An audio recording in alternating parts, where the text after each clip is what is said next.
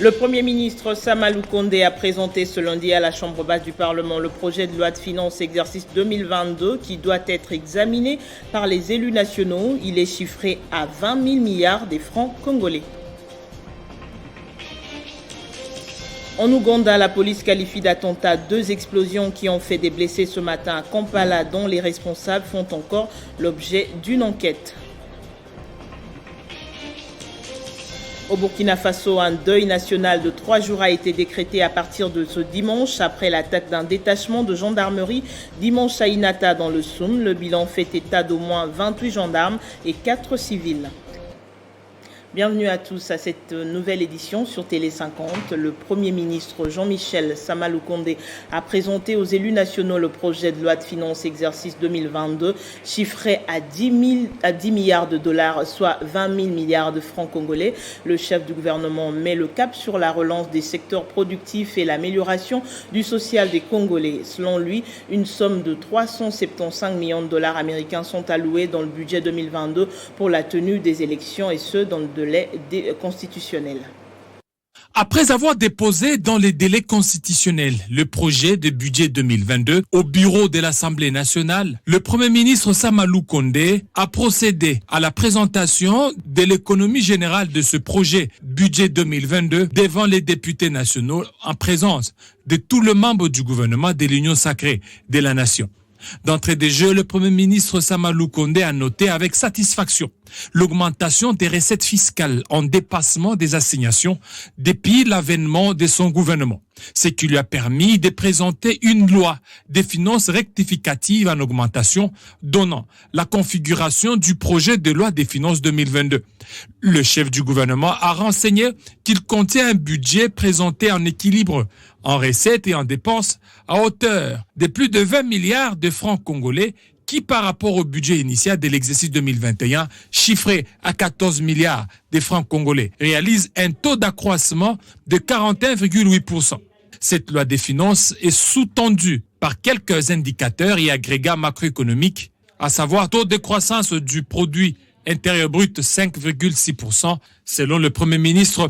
Pour atteindre les niveaux des recettes courantes projetées dans ce budget 2022, le gouvernement entend proposer des mesures fiscales et administratives basées notamment sur les recettes douanières, les recettes des impôts et les recettes non fiscales, sans oublier la lutte contre la fraude et la corruption qui sera renforcée. Tout en reconnaissant les défis énormes auxquels son gouvernement fait face, Samalou Kondé a réaffirmé sa volonté à œuvrer pour le bien-être social des populations.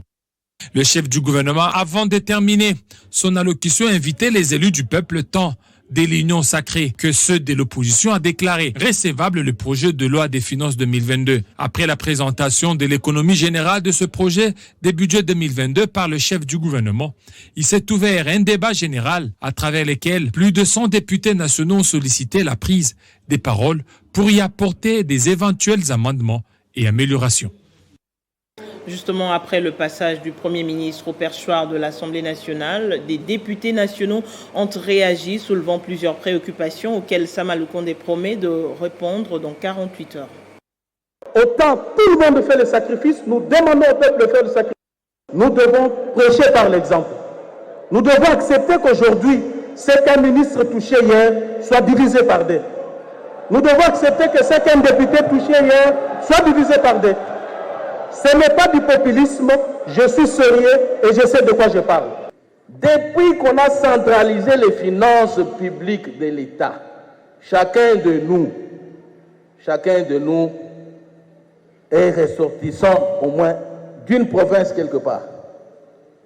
Mais si tout l'argent de ce pays doit être consommé au niveau de Kinshasa, alors que deviennent les bases, que les crises qu'on constate dans les provinces, les crises, c'est autour toujours de la rétrocession aux assemblées provinciales, aux exécutifs provinciaux.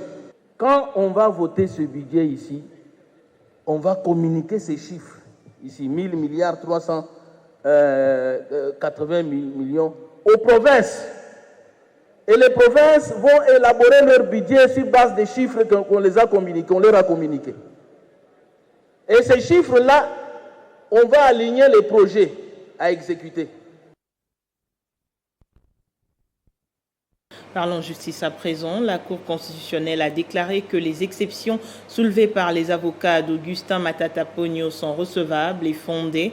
La plus haute cour s'est de ce fait déclarée incompétente pour juger l'ancien Premier ministre accusé par le ministère public de présumé détournement des fonds alloués au parc agro-industriel de Bukangalonzo. Quelques heures après, le sénateur Augustin Matata a félicité la Cour pour son professionnalisme dans le traitement de ce dossier. Après les prononcés de la Cour constitutionnelle sur l'incompétence des jugés Augustin Matata Ponyo dans les dossiers liés à Bukangalonzo, visiblement satisfaits, les sénateurs félicitent les juges de cette haute juridiction, particulièrement son président, pour avoir rendu un prononcé conforme au droit. Pour Augustin Matata Ponyo, ce verdict de la Haute Cour est une correction professionnelle de la Constitution et des lois du pays commises par le parquet général. La Haute Cour a jugé que le Premier ministre est justiciable devant la Cour constitutionnelle pendant la durée de sa fonction et pour les infractions qu'il commet même en dehors de l'exercice de son mandat. Ce qu'a toujours défendu la partie défenderesse. Bon, écoutez, la Cour s'est déclarée incompétente. Ce que nous avons pu dire au procureur général après la Cour constitutionnelle depuis le début de la procédure. Et donc aujourd'hui, il n'y a plus de doute. La Cour a démontré qu'il y a un vide juridique quant à la notion de la justiciabilité d'un ancien Premier ministre. Et donc, pour ce qui nous concerne, nous sommes très contents. Et la Cour a centralisé un argument qui a été agencé par toutes les trois parties. Elle a trouvé non utile d'aborder tous les autres arguments lui opposés pour qu'elle se déclare incompétente. Elle a estimé que l'argument lié au fait que c'est lui qui a mené l'ensemble de nos clients ici devrait préalablement être poursuivi en vertu des règles établies, notamment des règles constitutionnelles et légales. C'est M. Matata et que la Cour s'est jugée ainsi incompétente de connaître les choses différents. Elle a renvoyé les parties à bien se pouvoir, c'est-à-dire à se présenter chacune devant son juge naturel. C'est une grande satisfaction parce que nous sommes venus devant la Cour avec beaucoup d'ambition, des appréhensions aussi, parce que quand vous défendez un prévenu, il y a toujours ces risques-là. Avec nos moyens de défense, nos préalables, c'est pour nous une grande satisfaction de voir que la Cour a pris en compte cela, que la Cour a pris ses responsabilités, que par cette décision, c'est la haute Cour de la Cour. Pour rappel, l'audience tenue lundi 8 novembre a été essentiellement réservée aux exceptions et tous les prévenus par leurs avocats ont renié à la Cour constitutionnelle la compétence de juger l'ancien Premier ministre et sénateur Augustin Matata sans l'aval du Congrès ou de la plénière du Sénat. Concernant la suite du dossier, les avocats d'Augustin Matata Ponyo promettent d'éclairer davantage l'opinion. Le Sud-Africain Christo Grobler, responsable de la société Africom, et l'ancien ministre des Finances, le professeur Patrice Kitebi, qui comparaissent en co-accusés, sont déterminés à aider la justice à faire bien son travail. 4 escadrons de la police sont déployés au Nord Kivu et en Ituri, province en état de siège, pour renforcer la sécurité des zones libérées par l'armée. L'annonce est du commissaire divisionnaire adjoint de la police nationale congolaise en charge de l'administration, Philémon Mouchidiav, lors d'une parade tenue à Goma, et ce, après des échanges avec le gouverneur militaire. En arrivant à Goma, le commissaire divisionnaire adjoint de la police nationale congolaise en charge de l'administration est allé d'abord payer ses civilités au gouverneur militaire du Nord Kivu.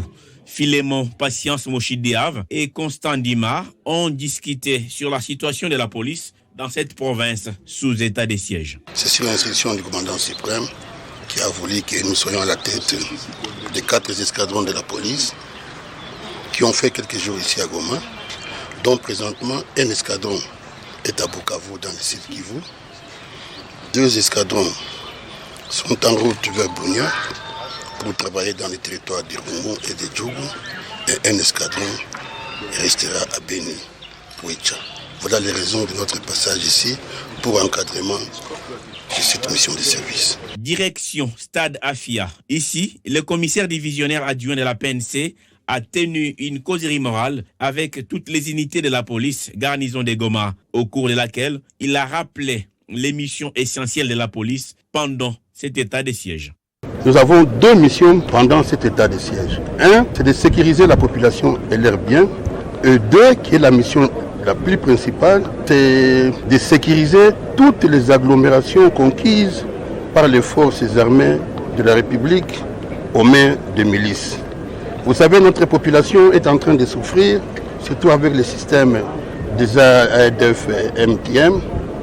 Lorsqu'ils sont devant les forces armées, ils fuient nos forces armées, ils fuient le contact direct et reviennent dans les cités libérées pour tuer notre population. Au cours de cette même parade, Philémon Mouchidiav a annoncé que 4 escadrons de la police nationale congolaise ont été déployés dans les nord Sud Kivu et en Ituri pour maintenir la paix et la sécurité dans les zones conquises par les forces armées de la République démocratique du Congo. Et ici à Kinshasa, dans une note circulaire, le ministre de l'Enseignement primaire, secondaire et technique a éclairé l'applicabilité de la gratuité de l'enseignement. Tony Mwaba a remis la pendule à l'heure en se référant à la loi, tout en rappelant que les pourparlers se poursuivent entre le bon syndical et le gouvernement congolais. Voici la circulaire qui vient redonner espoir aux parents et même aux enseignants, surtout ceux des écoles conventionnées qui depuis toujours réclamaient un éclairage sur le champ d'application de la gratuité. Cette circulaire, signée par le ministre de l'EPST, le professeur Tony Mwaba, remet les pendules à l'heure en précisant que dit la loi à ce sujet. Nous avons appris, avant d'arriver ici, dans les médias, qu'il y avait des premières conclusions dont la circulaire du ministre qui a eu le courage de circonscrire la gratuité au niveau de l'école primaire comme le prescrit la Constitution. Et le bac a, depuis ce temps-là, encouragé, félicité et soutenu cette volonté de circonscrire le contexte de la gratuité conformément à notre Constitution, article 43. Il n'y a donc aucune confusion comme le prétendent certaines personnes, plutôt une incompréhension dans la lecture des textes, disent les signataires. Cette décision fait déjà effet sur le terrain, le cas de ce ministre honoraire et président de l'ONG BAC qui salue la bravoure du professeur Tony Mwaba. Le ministre était beaucoup plus explicite et d'ailleurs nous le félicitons parce que ceux-là qui comptaient, qui croyaient peut-être qu'ils ne se retrouvent pas dans cette circulaire, commencent déjà à nous féliciter. Et cette fois-ci, nous nous retrouvons et nous allons convaincre nos enseignants pour qu'ils comprennent effectivement que notre part s'y est. Pourquoi? Parce qu'au début, ils ne comprenaient pas qu'effectivement, le gouvernement tenait compte de tous ces éléments-là. Ils ont voulu que les humanités tiennent compte aussi de certains éléments qui sont les ajoutent aux frais de fonctionnement et aussi la prise en compte de ces enseignants-là qui ne sont pas encore payés. Le ministre a tenu compte de tous ces éléments-là et est même parti jusqu'au-delà parce qu'il a donné la liberté aux écoles de s'organiser, mais toutefois en se faisant accompagner par les syndicalistes et aussi les communes. Entre-temps, les travaux se poursuivent en sous-commission entre le banc gouvernemental et le banc syndical et la clôture des assises à Mboué-la-Loge est prévue pour ce 18 novembre. Prenons cette information en off. La ville de Kisangani, chef-lieu de la province de la Chopo, observe depuis la semaine dernière une hausse de prix de carburant. Le litre d'essence notamment qui se vendait il y a quelques jours à 2150 francs congolais se négocie actuellement à 3500 francs. Cette flambée de prix est causée par la rareté de ce produit pétrolier à Kisangani. C'est dans le but de lutter contre l'insalubrité à travers la ville de Kinshasa que le gouverneur Jean-Tini Ngobila poursuit la série des sensibilisations des Kinois sur cette question dans les différentes églises. Le dimanche dernier, il était à la cité Bethel que dirige le pasteur Moïse Billet. Le chef de l'exécutif provincial de Kinshasa a, en plein culte dominical, mobilisé toute l'assemblée de la cité Bethel en vue de s'imprégner davantage de sa vision Kinshasa-Bopeto, pour qu'en fin de compte, ces fidèles servent de modèle dans leur environnement immédiat. Profitant de la visite de Jean-Tini Ngobila, le pasteur Moïse Billet a relevé certaines réalisations des membres et de son église, notamment l'aménagement des caniveaux d'un quartier situé derrière le bâtiment de leur temple pour éviter des inondations lors des pluies diluviennes.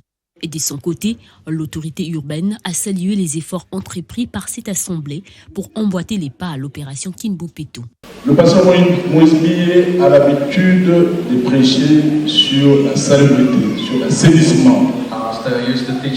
Hier, je voudrais vous remercier, vous qui avez contribué, vous qui avez mis la main dans la poche pour contribuer afin qu'on puisse assainir les caniveaux qui sont derrière.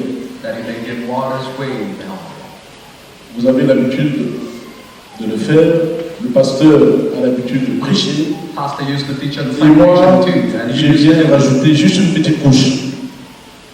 Parce que l'Église, le pasteur, vous avez cette responsabilité sociétale de protéger l'environnement. Nous avons cette grande responsabilité de le faire tout le temps. Votre Église fait la fierté et l'admiration de notre ville. Rappelons que le gouverneur de province a effectué une visite dernièrement dans d'autres églises, entre autres l'armée des Victoires et l'église Lilobayanzambé, où il a, comme à la cité Bethel, remis un lot de matériel aratoire pour encourager ses fidèles dans la poursuite des travaux d'assainissement. Retour à Kinshasa du directeur général ad intérim de l'Institut congolais pour la conservation de la nature qui a pris part à la COP26 dont les travaux se sont clôturés à Glasgow en Écosse. Dans une interview accordée à la presse, Olivier Mouchiete a annoncé l'appui de l'ICCN au syndicat international des détenteurs des grands massifs forestiers tropicaux. Il s'agit d'une démarche portée par la vice-première ministre en charge de l'environnement, Eva Zaïba. Les assises de la COP26 étaient une véritable opportunité pour la République démocratique du Congo de présenter au monde des solutions palliatives à la problématique du réchauffement climatique. Le directeur général AI de l'ICCN, qui a pris activement part à ces travaux, revient ici sur la participation de la RDC en tant que leader à cet événement de haute facture. À l'ouverture de la COP26, le chef de l'État a signé la deuxième lettre d'intention du Fonds pour la conservation de la forêt, de l'initiative pour la conservation de la forêt africaine, le CAFI. Et donc ça c'était déjà un événement important.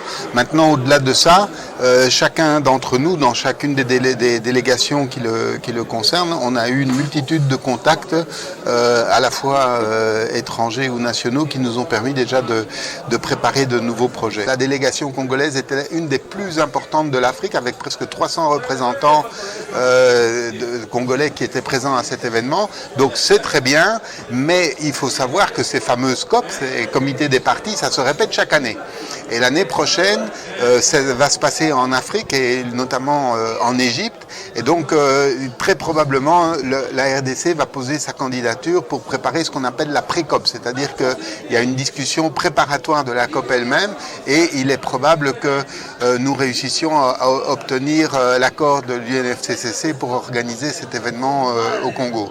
Et donc, nous, avec les collègues de l'ICCN, nous allons nous positionner en appui très fort derrière le ministère de l'Environnement pour peser de tout notre poids de façon à ce que ce projet se réalise. Olivier Mouchiete a profité de l'occasion pour annoncer la préparation du syndicat international des détenteurs des grands massifs forestiers tropicaux, une initiative qui a le soutien sans faille de l'Institut congolais pour la conservation de la nature.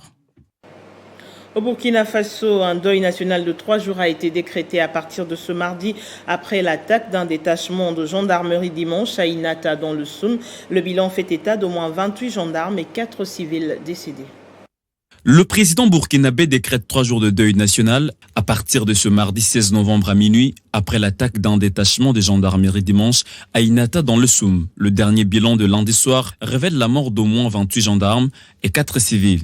Le gouvernement a confirmé au moins 32 morts dans l'attaque du dimanche dans un communiqué.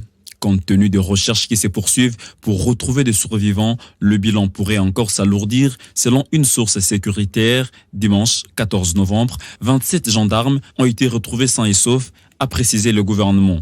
Nous devons rester soudés et déterminés face aux forces du mal qui nous imposent une guerre sans merci, a réagi le président burkinabé sur son compte Twitter lundi 15 novembre. Le détachement des gendarmeries d'Inata comprenait entre 100 et 150 hommes, selon des sources locales, alors qu'une autre source sécuritaire indique que l'attaque du dimanche dernier a été menée par un important nombre d'individus armés circulant à bord de plusieurs pick-up et motos. Une déclaration qui s'exprimait par des longs échanges, des tirs entre les gendarmes et les assaillants, considérée comme l'une des attaques les plus meurtrières contre les forces de défense et de sécurité burkinabé. Le pays connaît depuis 6 ans des attaques djihadistes. Le chercheur principal à l'Institut des stratégies et de sécurité, Rodrigue Faraimana Kone, explique que cette attaque s'est produite dans une zone stratégique dans la localité d'Inata, qui est en fait un carrefour important dans le nord du Burkina Faso. Je l'annonçais dans le sommaire, plusieurs personnes ont été blessées ce mardi à Kampala par 2 explosions. La police ougandaise évoque un attentat dont elle ignore encore les responsables. Nous y reviendrons dans nos prochaines éditions. Et pour les médias internationaux, il s'agit de l'échange le plus important jamais eu jusqu'ici entre les 2 personnalités. Joe Biden et Xi Jinping ont eu des discussions par écran interposé pour essayer d'apaiser les tensions qu'il y a entre leurs pays. Les 2 leaders se sont exprimés franchement sur quelques questions, notamment sur la situation des droits de l'homme en Chine. Commentaire de Gaëtan Koubaboranzi. La discussion s'est déroulée dans la nuit de lundi à mardi entre 1h45 et 5h25 heure de Kinshasa.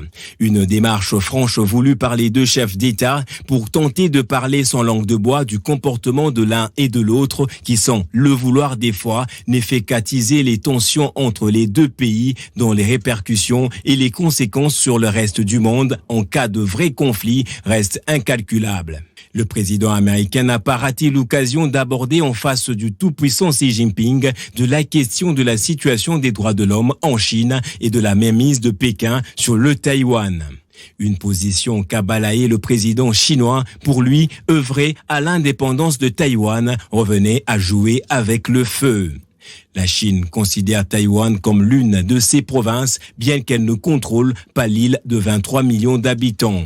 Les territoires n'ont toutefois pas proclamé l'indépendance formelle et continuent à s'appeler officiellement République de Chine. Le pouvoir communiste menace de recourir à la force si tel en était le cas. Le président chinois a également insisté sur le fait que la Chine devrait prendre des mesures décisives si les forces pro-indépendance de Taïwan franchissaient une ligne rouge, ont rapporté les médias officiels chinois. Joe Biden a par ailleurs critiqué les pratiques commerciales et économiques jugées déloyales de la Chine. Cette rencontre virtuelle s'est tenue au moment où Xi Jinping ne cesse de renforcer son emprise sur le régime et alors que le président américain, confronté à un paysage politique extrêmement divisé et à une pandémie qu'il peine à éradiquer. Les États-Unis ont promulgué un gigantesque plan d'infrastructure censé permettre à l'Amérique de gagner la compétition du XXIe siècle. Place à présent, on rappelle les principaux titres. Le Premier ministre Samalou Kondé a présenté ce lundi à la Chambre basse du Parlement le projet de loi de finances exercice 2022 qui doit être examiné par les élus nationaux. Il est chiffré à 20 000 milliards de francs congolais. En Ouganda, la police qualifie d'attentat 2 explosions qui ont fait des blessés ce matin à Kampala et dont les responsables font encore l'objet d'une enquête. Au Burkina Faso, un deuil national de 3 jours a été décrété à partir de ce mardi après l'attaque d'un détachement de gendarmerie dimanche à Inata dans le Soum. Le bilan fait état d'au moins 28 gendarmes et 4 civils décédés. On se retrouve dans un instant pour la revue de presse.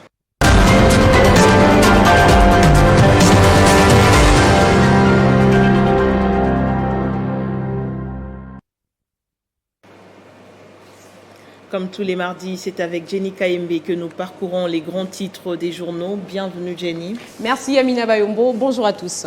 Dossier Boukangalonzo, aussitôt ouvert, le procès Matata Pogno se referme. Effectivement, cette affaire est donc close au niveau de la plus haute instance judiciaire du pays. À l'issue d'une audience hier, les juges de la Cour constitutionnelle ont relevé l'incompétence de cette Cour pour juger l'ancien Premier ministre congolais Augustin Matata Ponyo dans l'affaire Boukangalonzo, rapporte Jeunafrique.com. Cette nouvelle a réjoui non seulement l'accusé et ses deux co-accusés, mais aussi ses sœurs et frères de Kindu dans le Maniema. D'après Mediacongo.net, l'on pouvait voir à quelques heures seulement du verdict de la haute cour des habitants de Maniema en liesse de motards qui circulaient presque dans la ville de Kindu en klaxon. Les constats étaient le même à l'école construite par Augustin Matata Ponyo dans son Maniema natal où des élèves montaient et descendaient sur des escaliers en criant. La joie était au rendez-vous. Matata Ponyo et ses avocats n'ont pas tardé de réagir en saluant justement l'impartialité de la justice de notre pays. L'homme à la cravate rouge semble avoir changé de langage. Note politico.cd, ce média en ligne, rappelle que lorsque le sénateur Matata Ponyo séjournait à Conakry, il y a quelques mois, il avait qualifié la justice d'être instrumentalisée. En Guinée, l'avenir du président Alpha Condé reste encore entre les mains des putschs. Oui, c'est clair que la situation politique de la Guinée reste compliquée en dépit des sanctions de la CEDEAO et de l'Union africaine. Mamadi Doumbouya, président de la transition, reste déterminé à accomplir ses missions, celle de diriger la Guinée en tant que soldat, rapporte Radio France Internationale.fr. Ce dernier n'a jusque-là pas la volonté de vouloir libérer le président Alpha Condé, qu'il continue d'ailleurs d'accuser des mégestions dans les situations sociopolitiques de ce pays, marquées par des violences politiques à répétition. Interrogé au sujet de la libération d'Alpha Condé, qui est en prison en résidence surveillée par nos confrères de RFI et France 24, Mamadi Doumbouya a répondu qu'il n'est pas un justicier, mais plutôt le président de la transition. Il affirme que le sort d'Alpha Condé, arrêté le 5 septembre dernier, ne relève pas de sa compétence, mais plutôt du ministère de la Justice, complète France24.com. Entre-temps, Mamadi Doumbouya affirme vouloir rendre le pouvoir entre les mains de civils et assure en même temps que ni lui ni aucun membre du gouvernement de transition sera candidat aux futures élections. Merci Jenny Kembe pour votre revue de presse. Merci à vous autant. Merci à tous de votre attention. Le prochain journal, c'est dans moins d'une heure. Restez fidèles au programme de Télé 50.